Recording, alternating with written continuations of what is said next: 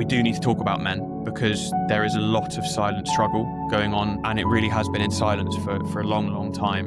And there's a lot of stats that don't look pretty around men. One of the current stats from November is that globally, on average, a man takes his own life every single minute of every single day, which is a shocking stat. And I mean, it's a global scandal, really.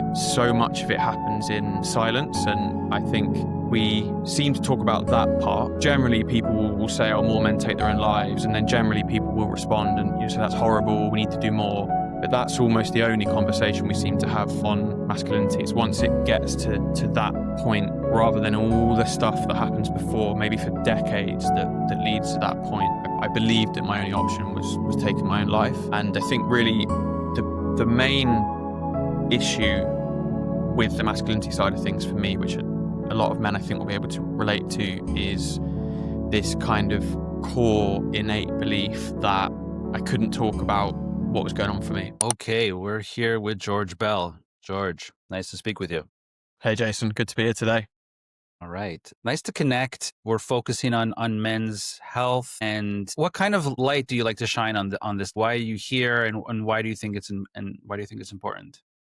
It's a good question to start with, and I think you're very right that it's even kind of like a nervousness around saying, oh, we're talking about masculinity. It's kind of a topic. I think it is a very sensitive, divisive topic. I think that there will be some sort of sections of society who will push back and say, why are we talking about men? Men are just fine, or men have been at the top for so long, we don't need to talk about them. And I think that's really the light that I like to shine on this topic, and not to make it all about men, and not to disregard kind of the opinions of where it comes from, elsewhere, people pushing back on wanting to talk about men. There's, that comes from a very, very valid place. But we do need to talk about men because there is a lot of silent struggle going on with men, and it really is a struggle, and it really has been in silence for a long, long time. And there's a lot of stats that don't look pretty around men.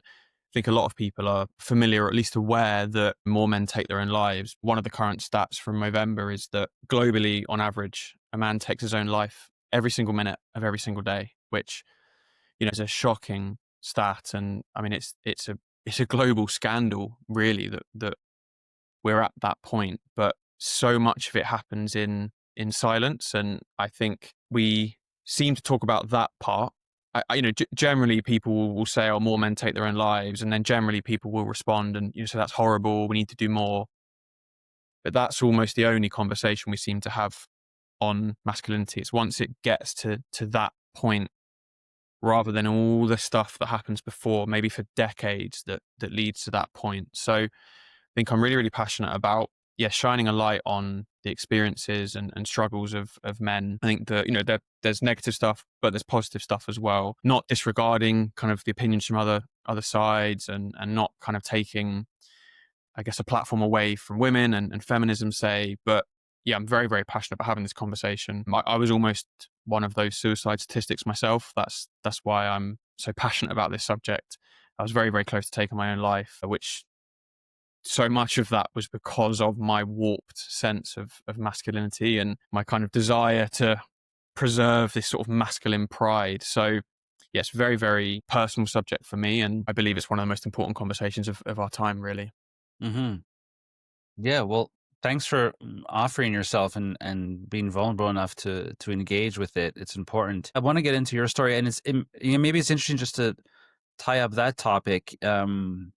It's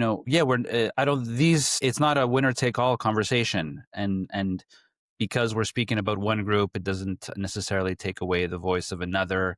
And if anything, if we want to move forward, and if there are some sort of negative views of toxic masculinity, or if people need to evolve, society needs to evolve, men need to evolve, which has been a conversation in our culture for the last bunch of years, having these conversations about men will make our effort, our group effort, better.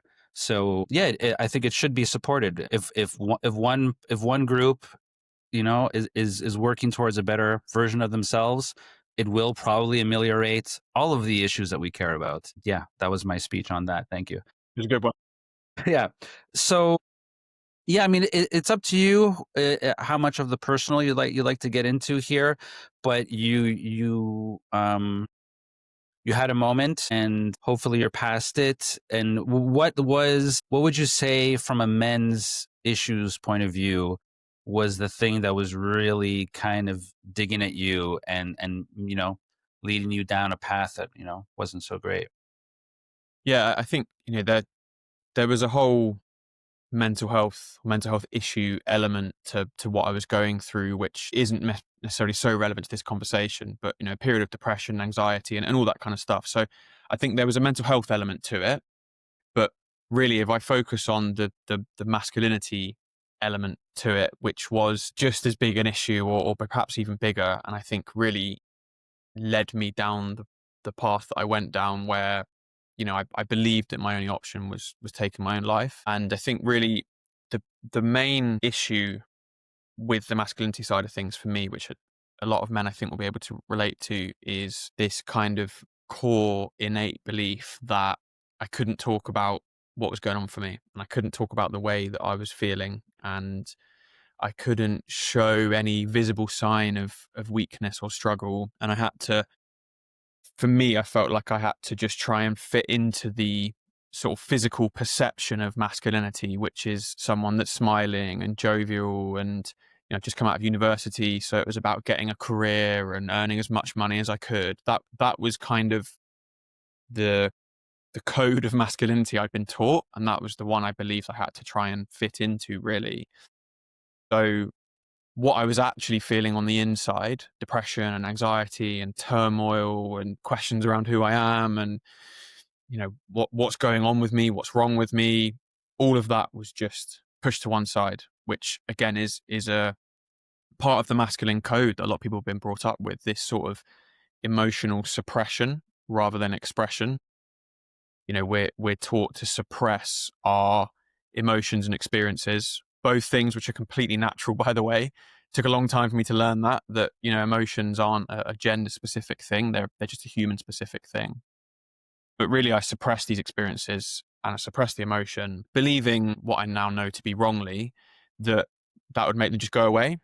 But what I didn't realize is you're just sort of sweeping dirt under the rug. And Mhm. if you constantly sweep dirt under the rug, you build a massive pile of dirt, right? It doesn't just evaporate. So I I was getting progressively worse, and that just led me to sort of progressively ignore it even more, and swim harder on the outside, like there's like an analogy people use, like a duck, where they're really calm. You see them on the surface really calm. Underneath the water, their legs are just, paddling furiously. So, Mhm. and that's almost what I was like, really. And I think the biggest, I was going to say regret then, but I'm not going to use that word because, I think it's lovely looking back with hindsight, and ultimately all these things shape us in different ways, right? But I think the biggest sort of, I guess, piece that saddens me is that I told nobody what I was going through. I had a girlfriend at the time, wicked set of mates who I'm still friends with now, loving family.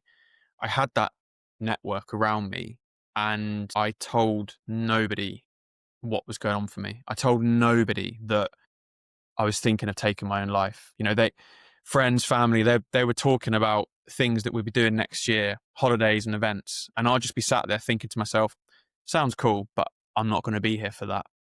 But I never told them that. And I think, that's really sad. And I carry a lot of sadness around that, because I believed, again, wrongly, that if I spoke about this stuff, I'd be less of a man, and they would shame me and judge me. And, you make up all sorts of stuff. They'd push me out from the group. I'd be ostracized and, shipped off somewhere. So I never even gave any of them a chance to help me. And I was willing to, essentially almost trade my life in order to preserve this sense of masculine pride, which, it's obviously more complex than that, mental health. It's not as simple as that. But really, when I kind of boil it down, that was what was going on. And one thing led to another. And actually, my girlfriend at the time called me out on abnormal behavior. She said I was cold and I was distant, and that's not in my character. I consider myself to be, a warm person. And I think it was like a sort of slap to the face, and things just poured out of me. Not in any kind of articulate way. I think I just said I feel weird and my mind's weird and I don't know what's going on. But that was the first step. She then got my mum involved. They both got me into medical pathways. They got me into therapy. I then felt comfortable to tell my mates. It was kind of just a procession then. Nobody left. Nobody shamed me. Nobody laughed at me. Everyone was there to offer support, which of course they were always going to be. The world didn't collapse. And I think, that was really the first step in me getting better. And I had to focus on the mental health part. That was the most kind of acute part right there, was the mental health issue part, work on that in therapy. But really, what then became my main work in therapy, and really the bigger journey I went on, was sort of deconstructing and rebuilding my sense of masculinity and what I believed it means to be a man, and stop trying to fit into society's perception of it, which often has been built on faulty logic and has told me not to talk about things, but actually rebuild that and rebuild it into something that does have compassion and empathy and vulnerability as a core component of it. And ultimately that got me better and got me still here today. So I think it's a story that sadly I don't think will be uncommon among many men, but it's one that I feel very, very comfortable talking about now. I've talked about it for a long, long time, but it's, as I say it, it still feels heavy and weighted with sadness that I was ever even in that position, that Mm. it never even crossed my mind to open up and talk to anyone. It literally, it wasn't like I was sat there and thinking, okay, do I talk or do I not? It just was a non-starter. It was just, we don't talk about this stuff. So I think it's really sad. That's still going on for so many men around the globe. Yeah. Thanks for sharing that. And it's amazing. Sometimes I see cultural progress in these huge chunks and bursts of evolution. I mean, this conversation is increasingly common, which is good. And the work you're doing is important, and this conversation is important, and you opening up about it is important because it gives permission to so many others. And I've noticed an increase in my life, and I'm not sure if you have, of people beginning to open up a lot more than they used to. So yeah, cheers to you for that. I wonder how much of it, well, everything's a mix of nurture and nature. The stiff upper lip of British culture, did that play into it a little bit? Yeah, yeah, for sure, for sure. I mean, that was the culture that we were brought up in, and my parents before that, and their parents were brought up during wartime. The famous Blitz in London, and London's grit and resilience. That was the culture that they were brought up in. So you can see where this stuff comes from and how these lessons have been passed down from generation to generation. And I think you're right. There is an element of nature and nurture. It's always a complex web, and there's science to say that men who generally have higher levels of testosterone than women, that there can be hormonal influences when it comes to emotional expression. So it doesn't change how men feel emotions. They still feel the same emotions, but it might modulate their responses and how often they express emotions. But I think really, really importantly, this stuff is not definitive, and the way things always have to be. This stuff is influenced by cultural norms and social beliefs and our environment. So while we may have hormonal influences that may determine a certain action we may be more likely to take, it is influenced by upbringing and surrounding and teaching and belief. So I think we seem to stop at just one half of that equation, and we just assume, men are always that way. That's just men. That's how you're meant to be if you're a man. And we miss the huge chunk of conditioning that gets forced onto men, which we have created. It's a human made cultural concept that we've made at a point in time that it was changed throughout history, which obviously means we can change it. But we don't often get to that point around having those conversations, because we just sort of shrug and say, well, that's just men. What can we do about it? And the point is we can do something about it, which, yeah, is why we need more conversations like this, right? Yeah. And, as much as we think things are fixed and ingrained, as I mentioned before, we're changing things quickly. And this conversation is not going to seem that odd. And just a few years ago, it might have. So, yeah, these fixed structures are more malleable than we think. We just need to more conversations like this. So, you've made this the main focus of your work as of late. You've got a book coming out, and you're the healthy masculinity spokesperson. Tell me about what's been going on with that. Yeah, so I've got a book coming out in January, Be a Man About It, which I'm really, really excited for. And even the title is a sort of, subtle satirical dig at that phrase, be a man about it, man up, which sort of implies that there is one way of being a man, or, doing masculinity, sort of taking a dig at it in the title. And I think really that's the focus of the book, is showing a healthier blueprint for masculinity. And I think what's really, really important about this for me is it's not about, pointing fingers at anyone or shaming anyone, or telling men that the things they love doing are wrong and they shouldn't be doing that, because then you just end up becoming the thing you're saying isn't healthy, right? And I think we've got into this sort of us versus them mindset over the last few years, or probably longer really, but just in all conversations around this, it becomes, when we talk about masculinity, it becomes men versus women, women versus men, becomes men versus men. It becomes traditional masculinity versus this sort of new wave of masculinity. We basically spend all our time scrapping around in the mud amongst ourselves and not really achieving anything. And I think the place we've got to with masculinity is traditional masculinity has been labeled as toxic. And then this kind of new version of masculinity is labeled as soft, by the people on opposing sides. I think what's really, really important for me is that there is a middle ground. There should be a middle ground. That is literally how, humans are built. If we look at the sort of traditional masculinity bucket, where it values things like strength and resilience and leadership and, being a provider, a protector, those are noble things. When used in certain contexts, in certain ways, they're noble things. They're going to be needed throughout life. You're going to have to be resilient throughout life. But importantly, this sort of new wave, which, champions more compassion, vulnerability, emotional expression, those are natural things as well.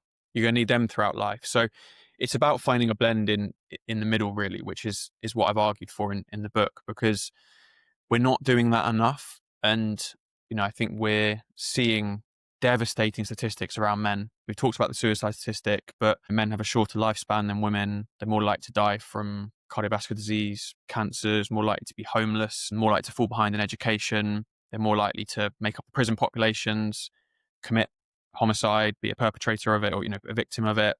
It's just a whole bunch of areas where men are not tracking brilliantly when compared to their counterparts. And these are very, very complex things that, there'll be a lot of things that lead up to them, maybe sort of years, decades of experiences. But a big part of that I believe is contributing is, men are sort of under pressure and they're facing these life experiences and they're dealing with these emotions, but rather than dealing with them properly, they're just suppressing these experiences. And it's just building this pressure up in them. We talked about that dirt under the rug, that, the dirt doesn't go. Same with pressure. If you've got like a pressure cooker, the pressure just builds up. It doesn't sort of just dissipate. And eventually that pressure has to release somewhere. And I think, when these things aren't dealt with in a healthy way, pressure can come out into things like addiction, violence, suicide, losing your job, withdrawal, relationship breakups. I think that's where the pressure, or one way the pressure can come out. And the big thing for me is helping men to be able to start to release this pressure in healthier ways and more sustainable ways. That's really the focus of the book for me. And importantly, yeah, it's not about bashing one version of masculinity. I think that's where people go wrong. If I was to stand here today and say, men trying to be strong and resilient and leaders is ridiculous, I will lose pretty much my entire male audience, because a lot of men aspire to be those things or have parts of those things. So it's not about shutting down a version of masculinity. It's about expanding it and bringing in new qualities and making it a healthier version overall. Yes, being a more well-rounded person must be a good thing in general. And yeah, for my personal experience, some of the most strenuous things in my life have been allowing vulnerability. I mean, is there something that requires more strength than looking within and admitting what's happening and admitting fault, asking for help, letting your guard down? I mean, that requires an immense amount of strength. And yeah, if we could broaden the definitions of what strength means, I think it'll help everyone. Yeah, I think you're bang on. Like, strength can mean strength. Obviously, it can mean physical strength. It can mean the size of your muscles and how much you can bench at the gym or whatever. But it can also mean asking for help, telling others you're not okay. I think that there is more than one definition of strength. Just as there's more than one definition of pretty much every quality that we label the traditional masculine bucket. I think a lot of men take on the role of the provider.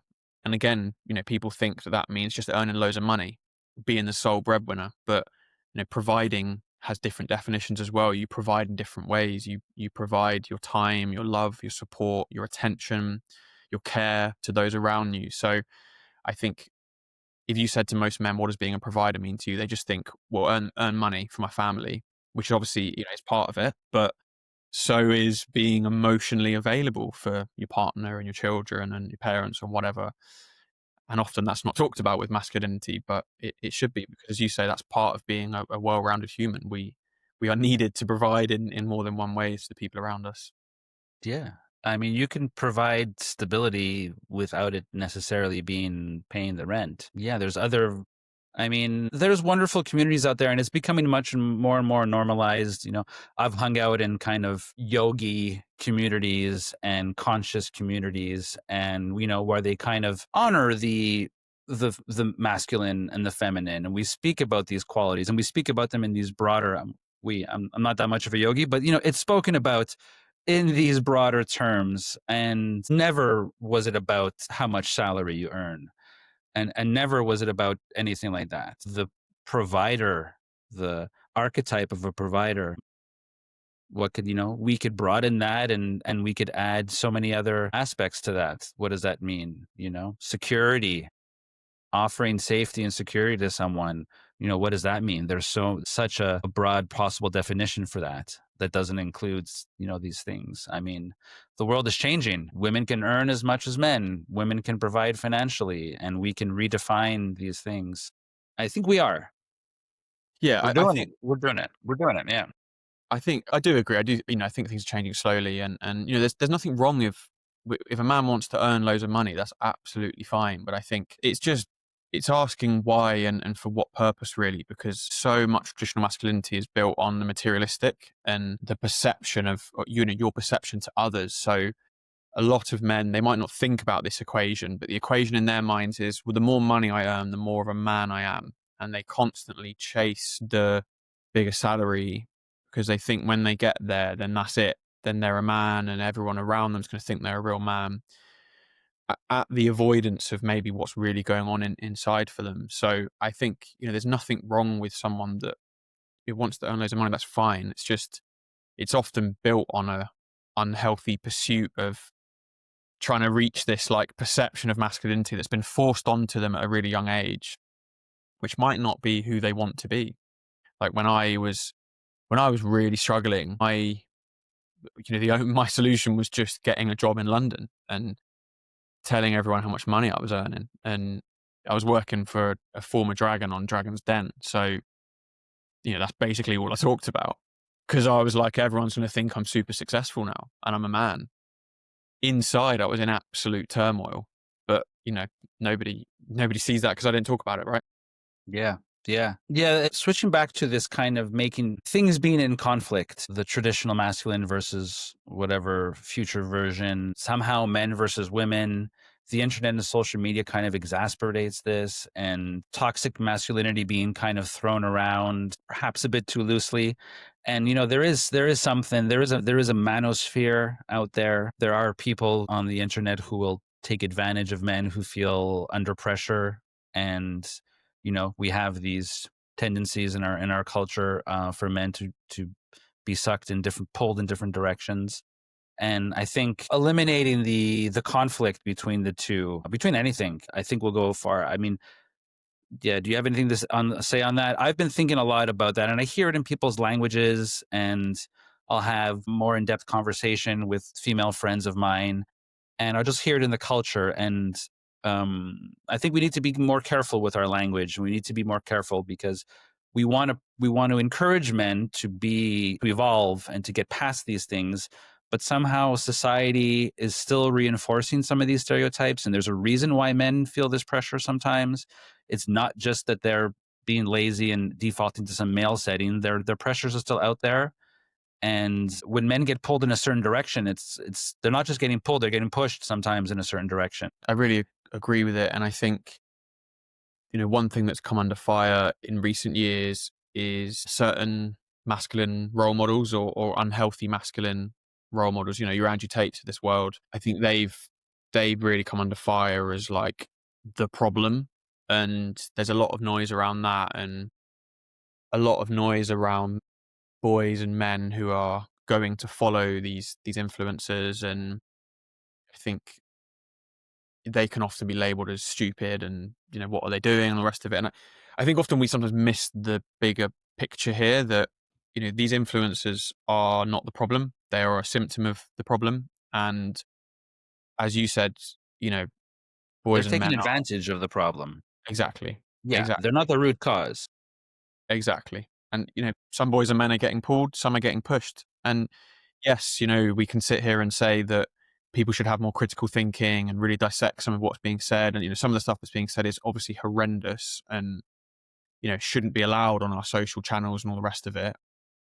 But I think we, society generally, also has to sort of accept some responsibility that it has created a sort of society where these influencers can rise and people are flocking to them. And I think that there's many reasons at play, but one reason is that there's not much positive discourse about men. In media and our headlines, it's not positive. It generally focuses on extremes and toxicity and violence, and that's a really, really, really important part of the conversation. Particularly, violence against women, sexual assault against women, really, really important part of the conversation, and we should never drop that. But it's obviously just one part of the conversation. But I think it's the general perception around men these days is that men are toxic and violent and angry. And so I think that a lot of people think, well, if we just shout louder about that and essentially like shame men, then we'll solve it. But actually, all that does is make a whole bunch of men who aren't violent or sexist or angry, but they're just being told they're bad essentially all the time. All that makes them do is feel shame. And enter stage left, you have these influencers who, rightly or wrongly, they've got very seductive messages. They make men feel good about themselves, and they make them feel proud to be a man. And it's a natural human want and need to feel pride. So people do get pulled in that direction. So I think with anything like this, we have to examine everything. But I think there is a problem with influencers. We have to examine that, but it's not the Mhm. whole problem. But I think it's where we stop, and we don't really examine the Yeah, kind of whole role that we all play, and particularly yeah, around you got the patriarchy. I think really, really interesting conversation I had with someone who said that the patriarchy isn't a man. The patriarchy is a social system that has been created and is being upheld by men and women. As kind of punchy as that sounds, primarily it's been built by men to benefit men, and it's abused by men, but it's being upheld by men and women. And actually, the greatest kind of power play the patriarchy has is keeping us divided. Exactly what we're doing now, men versus women, because then, the system can sustain itself and keep going. Whereas if everyone united, you could change the system much easier, much quicker. So while we're all kind of scrapping around and it's us versus them, the hmm, problems will just persist, basically. yeah, yeah. No, definitely. Yeah, these are conversations that could be studied, as master theses. But yeah, why men are being pushed in a certain direction, some of the language that they hear. Yeah, that's a conversation for another day. But there's a whole bucket of things that people in general face and men in particular face. and maybe we'll have another podcast to jump in deeper about that. So maybe a little bit about your book, maybe specifically about what you're trying to address with it. Yeah, so it's really this idea of emotional suppression and the pressure that that's causing. So I've kind of split into three parts, and the first part is focusing on why are we where we are? What's the sort of biological and historical and societal context around men and masculinity and women and feminism and all of our place together that has led to where we are now? And then I move on to what's it doing to men? Like, what is that pressure actually causing, and where's it coming out? And that's where I look at mental health issues and suicide, addiction, body image, premature death, all that kind of stuff. That's the real world pressure essentially reaching breaking point.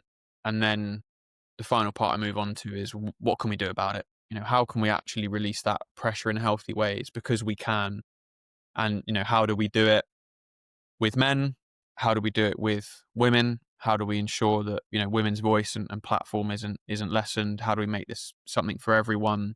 How do we help more men to lead the charge for other men? How do we get them expressing their emotions and building better relationships with their partners and their friends, and prioritizing their health and talking about their health? There's a huge stats around men resisting healthcare, which naturally leads to premature death. Stat from November, I think it's 15 men die prematurely in the UK every single hour. So that's under the age of 75, I believe it is. So, you know, these are men that should still be here and aren't.